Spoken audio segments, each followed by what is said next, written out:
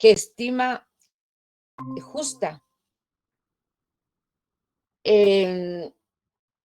Y obviamente, entonces el magistrado sí tendrá que investigar si los hechos que se le están presentando realmente son hechos ciertos que está presentando el solicitante. Entonces, estos son los interdictos. Por favor, no los vayan a confundir con una figura del derecho civil y del derecho relativo a la persona, que es la interdicción. Eso yo creo que tal vez ya lo vieron en Introducción al Derecho, la introducción, cuando se deja a una persona incapaz, se le declara la incapacidad y se le nombra a una persona representante para que actúe en vez de ella y lo represente. Entonces, esta interdicción es una figura procesal diferente porque es precisamente una orden dada por el magistrado pretor con el fin de amparar una situación que se estima justa. Pero sí debe de probársele al magistrado que lo que está diciendo quien está solicitando el interdicto, que eso es cierto. Ese procedimiento interdictal, que es un procedimiento que hoy le llamaríamos incidental, es el nombre que tiene ahora, se llevaba a cabo en la etapa injure del proceso. Luego tenemos como parte importante que hay varias clases de interdictos con diferentes nombres. Hay un interdicto que se llama prohibitorio, donde se prohíbe hacer. Por ejemplo, a una persona el magistrado le podía decir que deje de levantar esa pared.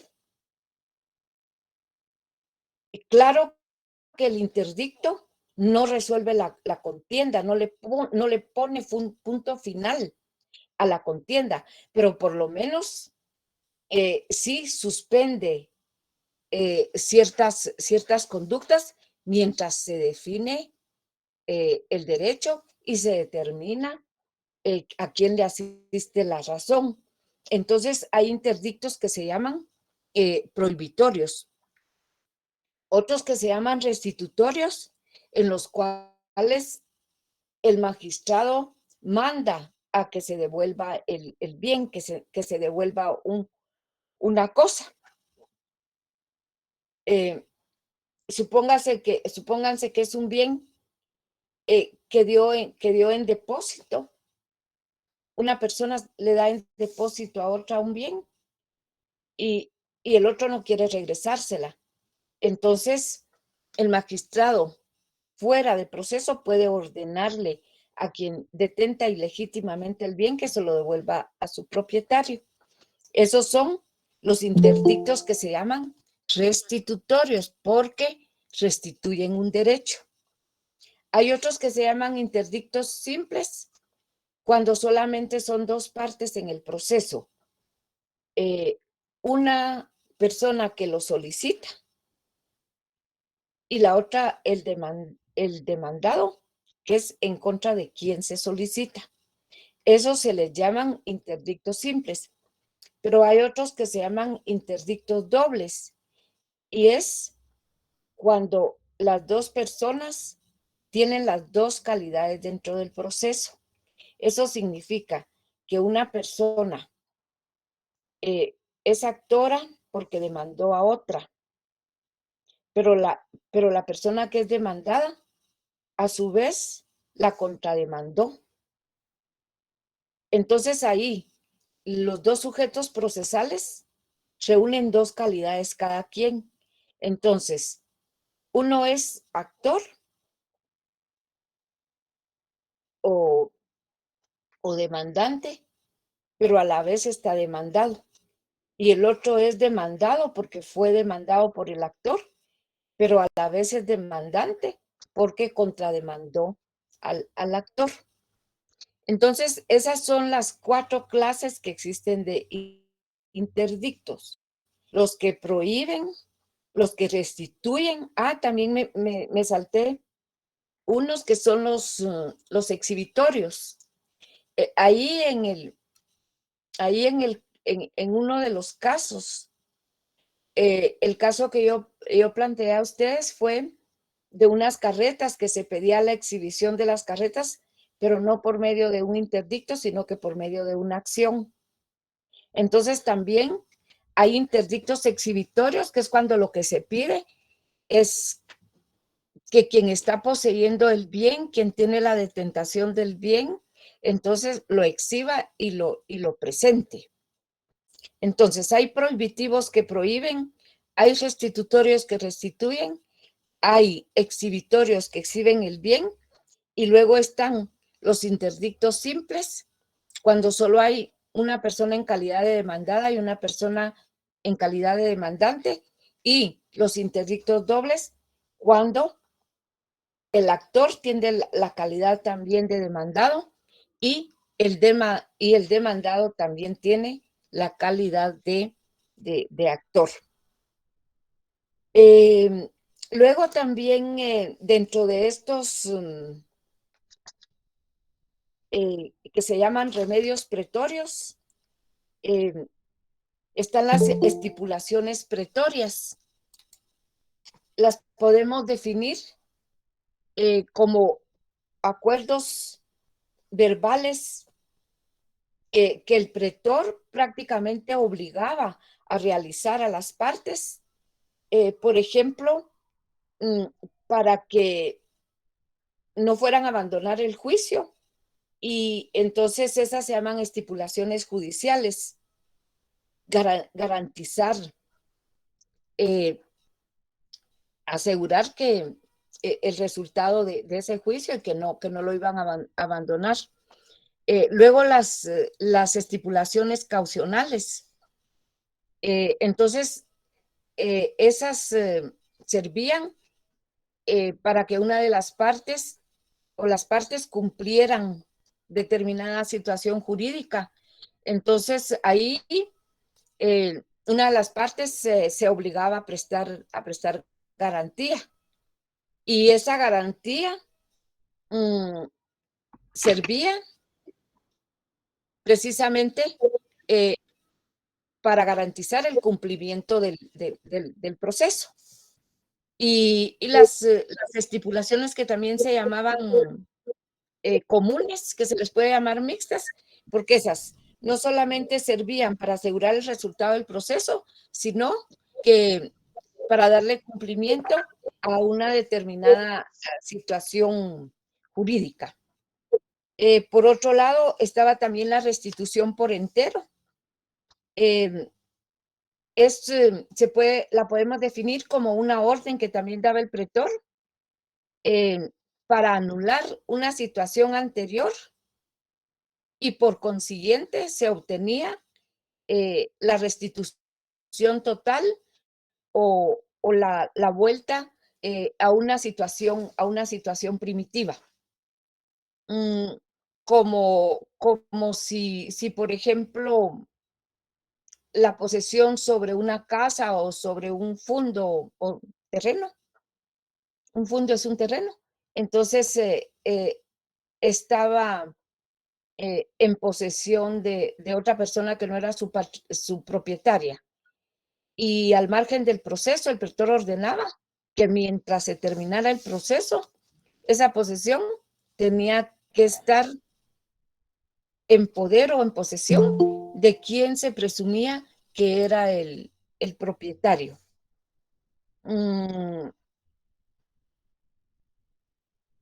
También los embargos que autorizaba el magistrado a una persona para que tomara la posesión total del patrimonio de algún deudor. Bueno, entonces dentro del sistema formulario, el efecto de la sentencia era el mismo efecto que hemos visto en la parte general de la sentencia, el res indicato, que es lo que ya vimos que también se le puede denominar cosa juzgada. y que también hay otro efecto que se llama res inter, y eso significa que la cosa juzgada eh, no, no perjudica a otras personas que no fueron las personas que litigaron en el proceso original. Eso significa que si otras personas eh, solicitan la división del bien y en una primera instancia no, no se produjo la división del bien porque en la sentencia se dijo que no procedía, bueno, entonces la persona que solicitó la división del bien en ese litigio, por el efecto de la sentencia de res sindicato, no puede volverlo a pedir. Pero si es otro copropietario el que lo pide, entonces puede hacer que en esa oportunidad sí proceda. Pero es precisamente por ese efecto que tiene la sentencia en el procedimiento formulario que se llama res inter, que la cosa juzgada entre unos no perjudica a otros. Y luego encontramos que la ejecución de la sentencia, porque una cosa es que se dicte la sentencia, más si es sentencia condenatoria, pero otra cosa es que el sentenciado cumpla. Y por lo tanto, si no cumple, entonces procede otro procedimiento que se llama ejecutivo para hacer efectiva la sentencia. Eso sucede igual en el proceso civil actual. Si en un juicio ordinario a una persona se le obliga a pagar una cantidad al otro litigante y se le notifica su sentencia, pero si no efectúa el pago en virtud de esa sentencia, entonces se sigue un juicio más corto que se denomina el juicio ejecutivo, que es ejecutar esa sentencia para poder lograr el pago. Entonces, ahí encontramos, pues, lo relativo al sistema per fórmula o sistema formulario. Luego tenemos otro sistema, que es el sistema extraordinario. Es la cognitio extraordinem. Ahora, el procedimiento extraordinario es un sistema de procedimiento del derecho procesal romano, el último. Nació en la República, pero su aplicación más fuerte fue dentro del imperio. Al principio se aplicaba de manera excepcional y por eso se llamaba extraordinario, pero cuando fue evolucionando y en el paso de los años se fue desechando el sistema formulario hasta que quedó sin vigencia. Y para el siglo III después de Cristo, en el imperio, el único proceso que se aplicaba era el que se llamó extraordinario, que ahora se convierte en un procedimiento ordinario porque ya no es de carácter excepcional. Y ese sistema extraordinario de los romanos y de la etapa del derecho posclásico y de la forma de gobierno imperial es el que dejó instauradas las bases para el proceso civil actual que tenemos en Occidente y particularmente lo que nos interesa en Guatemala. Entonces, las características de ese proceso es la estatización. La justicia había sido privada. En este momento, el Estado romano toma el monopolio de la administración de justicia. Se instituye con mucha fuerza un sistema de recursos procesales, nulidad, apelación, queja, como ya lo vimos anteriormente. La ejecución deja de ser un acto solicitado por las partes y el mismo Estado se encarga de ejecutar las sentencias. Desaparece la litis contestatio y con ello la tipicidad de la fórmula que hablamos en el procedimiento anterior. Aquí sucede algo también muy, muy importante y es que se limita la competencia de los magistrados tal y como está determinada hoy la competencia por razón de la cuantía, quiere decir que por razón de la cantidad que se litiga. Un juez de paz, por ejemplo, hoy solo conoce en procedimientos que tienen un valor de,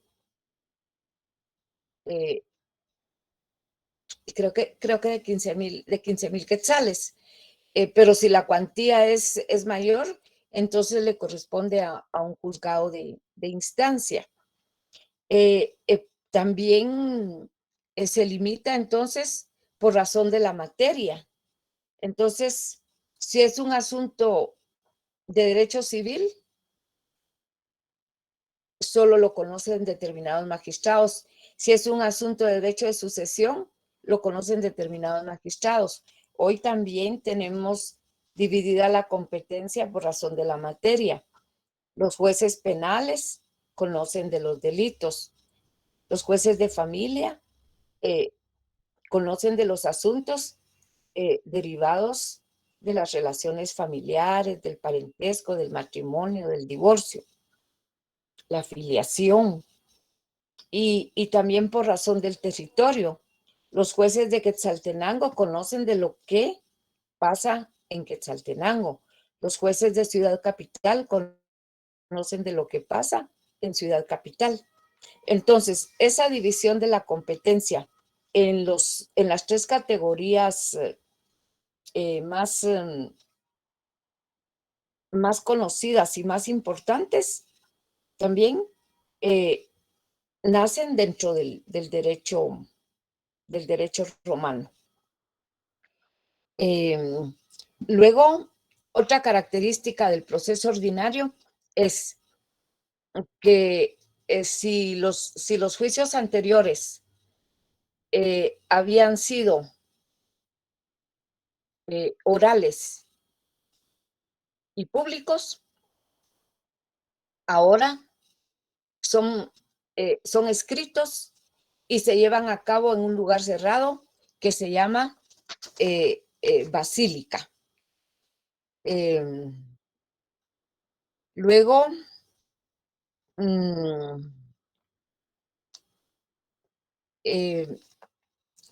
también aparece la figura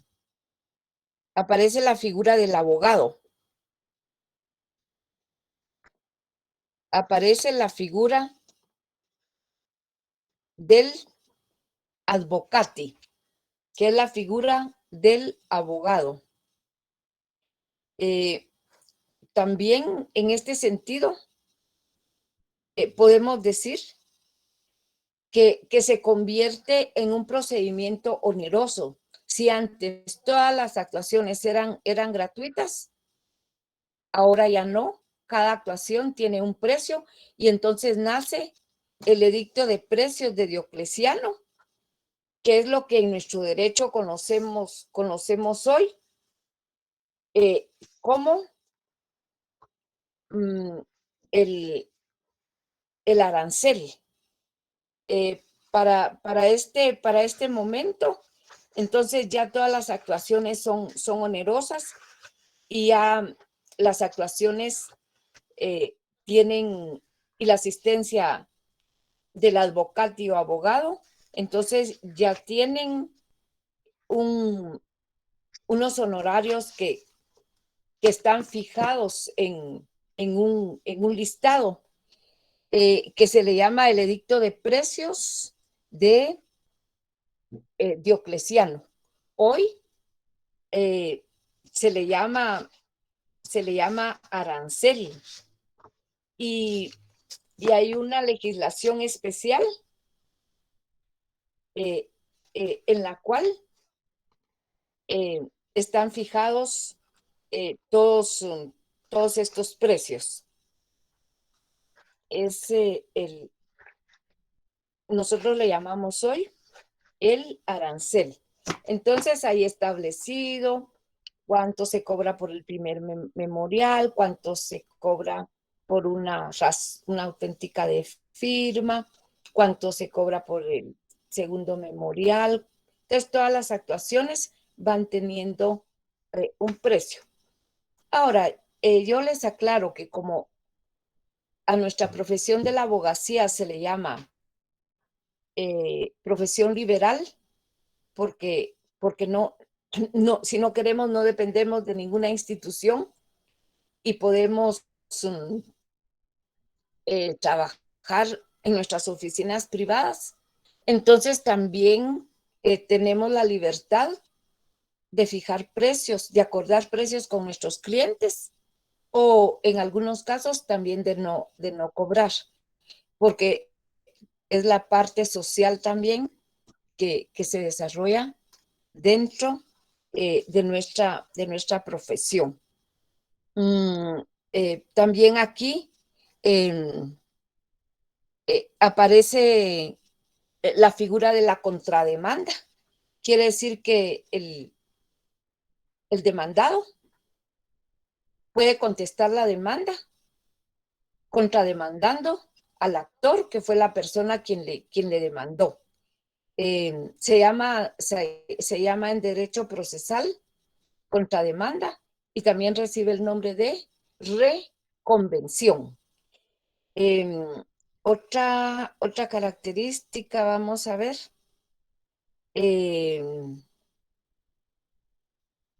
aparece también la figura de la rebeldía. ¿Alguien ha oído que a un procesado, una persona que siguió un proceso, se le declaró rebelde? ¿Han oído ustedes esa figura? Sí, licenciada. ¿Sí han oído que a alguien Sí. se le declaró rebelde? ¿Alguien puede complementar si tiene algún conocimiento de su experiencia previa? No necesito yo que lo sepan. Más Normoto. ¿Cómo? A más Normoto. Pero más me interesa en las palabras de ustedes, ¿en qué consiste? Por ejemplo, yo, ¿Cómo? licenciada, lo he escuchado en un proceso ejecutivo, ¿Sí, cuando Natalie? una persona no sigue lo que se ha determinado en la resolución del juez. eh, Según a lo que yo he leído en algunas notificaciones o resoluciones, eh, se le declara como desobediente, también se le ha declarado como rebelde. Entonces creo que meten al Ministerio Público también ahí. Entonces, según a lo que he leído, no sé si estoy en lo correcto. No, vamos bastante bien. ¿Alguien más Licenciada, puede por ejemplo, complementar? como por ejemplo, fue citada una cierta persona en una audiencia y no se presenta esto, ese es como rebeldía, ¿no? Sí, correcto. Ahí vamos complementando bien con lo que dijo Natalie. ¿Quién más quiere? Aníbal, ¿quieres complementar? Bueno, me parece fue justo el ejemplo que acaba de dar un compañero que no se presentó cuando fue llamado.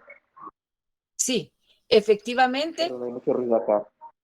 Sí, efectivamente, cuando una persona es demandada y no contesta la demanda, no se presenta, entonces se le declara rebelde y se sigue el juicio en rebeldía de él, que sería en su ausencia. Se sigue el procedimiento en su ausencia. Entonces, esa figura, que si ustedes la conocen, es porque precisamente existe en el proceso civil guatemalteco, y entonces a esa figura se le llama contumacia.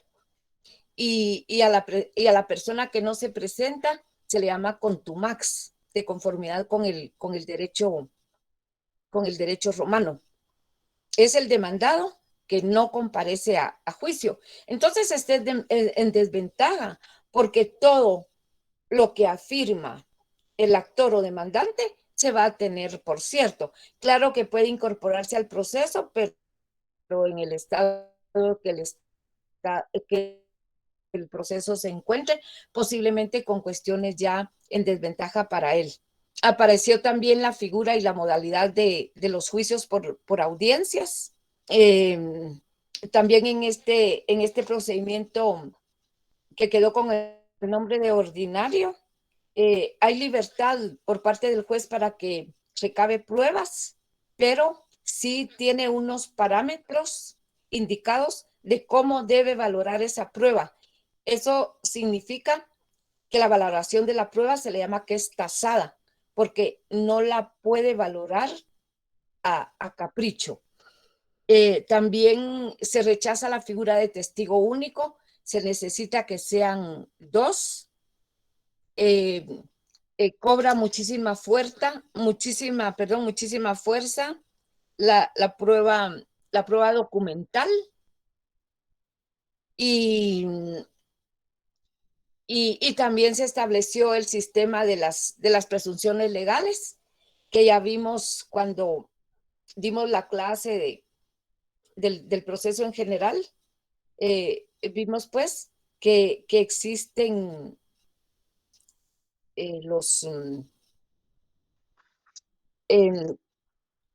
las presunciones, las cuales se definen como que de un hecho conocido se desprenden otros hechos desconocidos.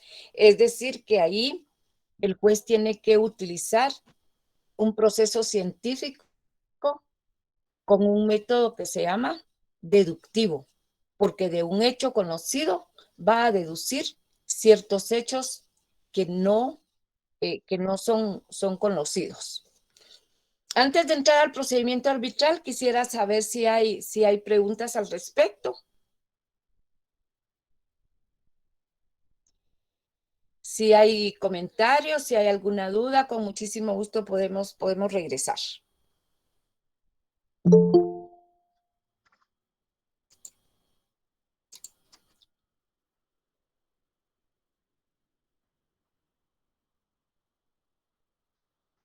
Disculpe, licenciada, yo no entendí en sí muy bien lo que es el sistema extraordinario. ¿Será que me lo puede explicar así brevemente para no perder el tiempo, verdad? Sí, el sistema extraordinario fue el último procedimiento procesal que tuvo el derecho romano y es el que llegó a nuestros días. Es un procedimiento en que desaparecen las dos etapas del injury e injudicio, que era un procedimiento vertical, porque después de la primera etapa, el magistrado le pasaba el proceso al juez para que se diera en una segunda etapa. Ahora no. Ahora el procedimiento es un procedimiento lineal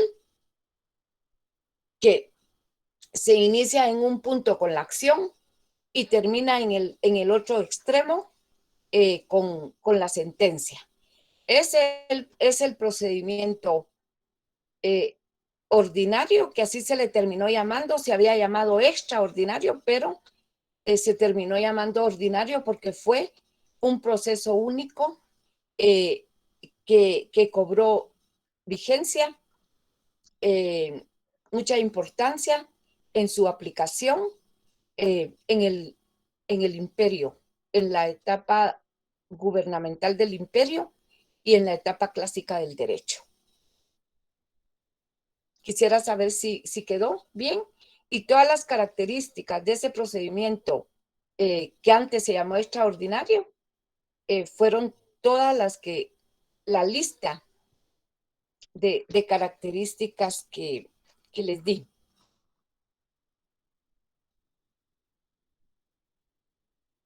Ya, gracias, licenciada. Muy bien. ¿Alguien más quiere preguntar algo acerca de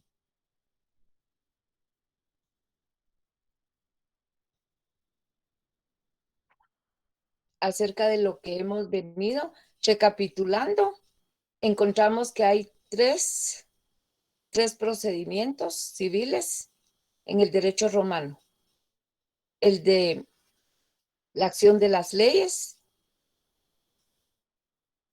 1, 2, el formulario, y 3, el ordinario, que al principio se llamó extraordinario. Es decir, que el extraordinario y el ordinario es el mismo.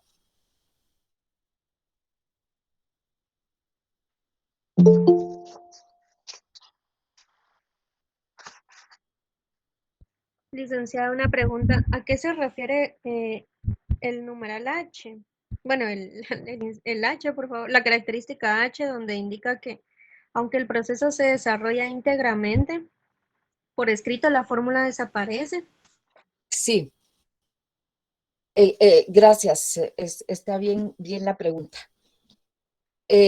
Como aquí el proceso se desarrolla enteramente por escrito, pero como desaparecen las dos fases del proceso, la fase in iure, en la cual se redactaba la litis contestatio, desapareció la litis contestatio y ahí desapareció como consecuencia la fórmula, porque era en la litis contestatio donde el magistrado le redactaba la fórmula de cómo debía dictar la sentencia.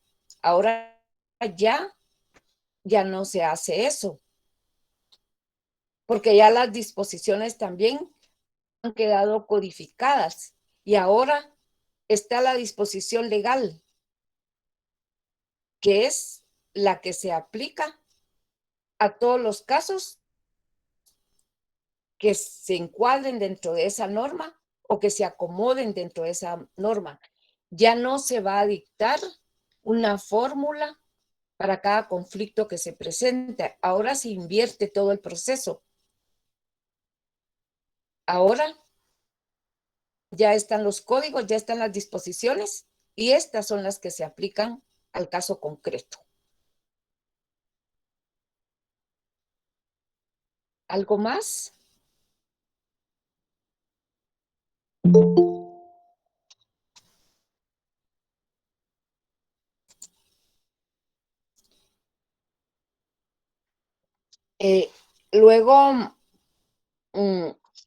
Luego tenemos el procedimiento arbitral, que les decía yo desde en otros días de clase, que no es un cuarto procedimiento, sino que es un procedimiento alterno que estuvo funcionando desde la etapa arcaica del derecho.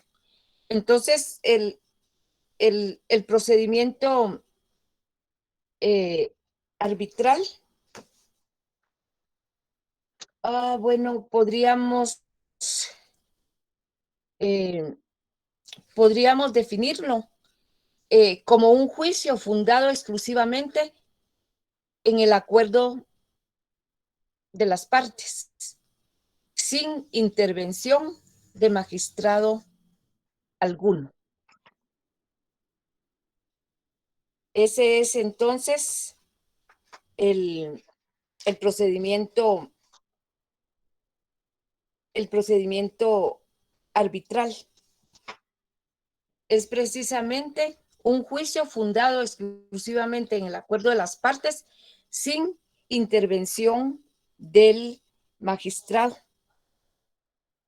Entonces, aquí hay unas figuras jurídicas que tienen que darse, porque en primer lugar está el compromiso,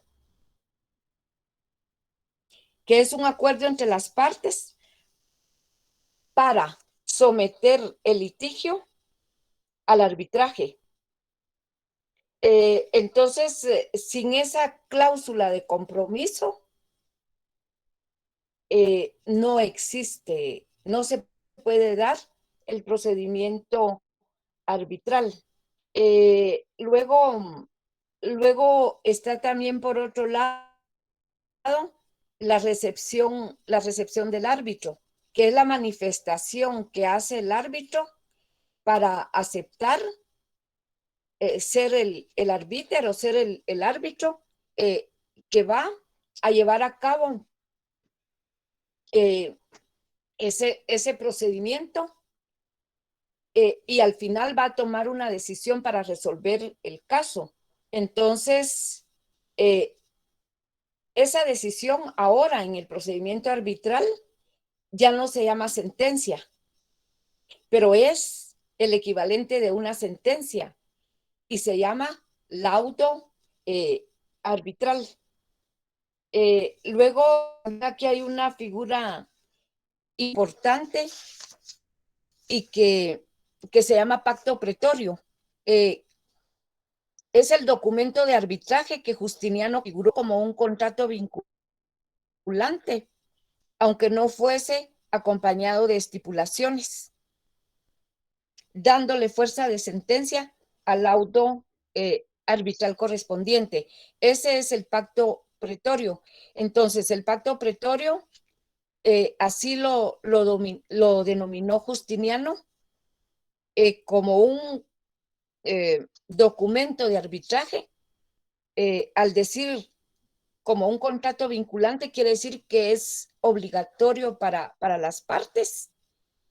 Por lo tanto, están sujetos a la decisión del árbitro por medio de lo que se denomina el auto arbitral. Y hay una cuestión bastante curiosa aquí, y es que en la época tardía de la etapa clásica del derecho, el prestigio moral de los obispos hizo que muchas controversias no se llevaban a los tribunales, sino que se les llevaban a los obispos. Y entonces nació una especie o muy parecida de jurisprudencia arbitral con todos los casos que ya habían juzgado los obispos mediante este procedimiento arbitral. Y entonces muchos casos era preferible no llevarlos a los tribunales para no pasar el riguroso proceso de una sentencia, sino que era un avenimiento, es decir, un acuerdo que tenían las partes para resolver su controversia. Esto es lo que se denomina el juicio arbitral. Fíjense que, por ejemplo, en el año 95, de 1995 en Guatemala, se promulgó la ley de arbitraje mediante el decreto del Congreso 67-95.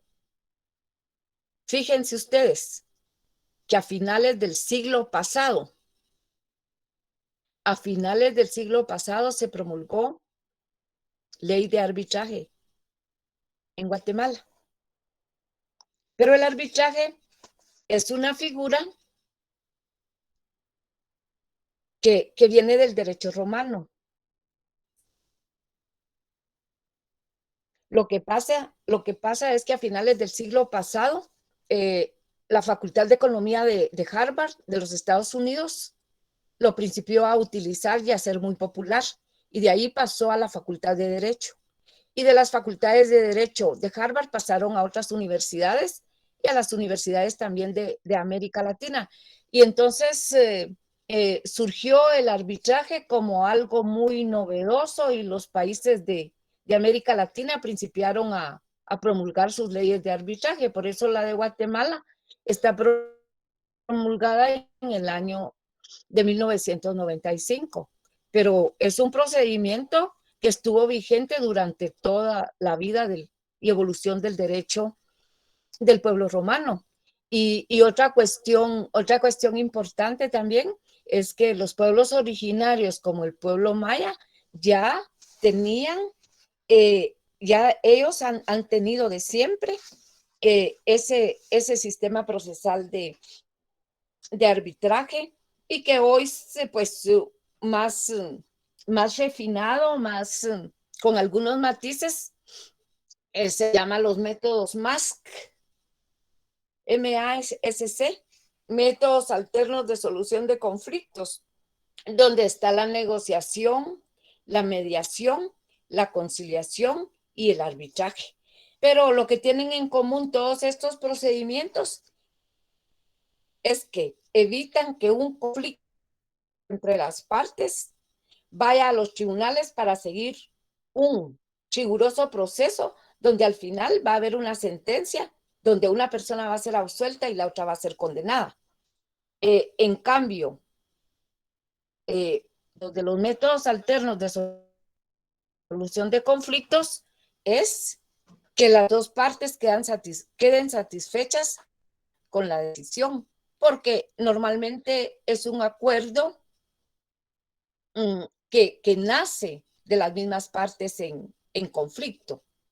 En común, el procedimiento de arbitraje de hace más de 2000 años del derecho romano con el actual en Guatemala es que hay asuntos que no pueden ser resueltos por medio del arbitraje, como los asuntos derivados de un crimen. Es decir, que si hay homicidio, que hay asesinato, violencia contra las mujeres, son cuestiones que no pueden ser tramitadas mediante acuerdo de las partes en un procedimiento de métodos alternos de solución de conflictos. Quisiera saber si hay comentarios al respecto.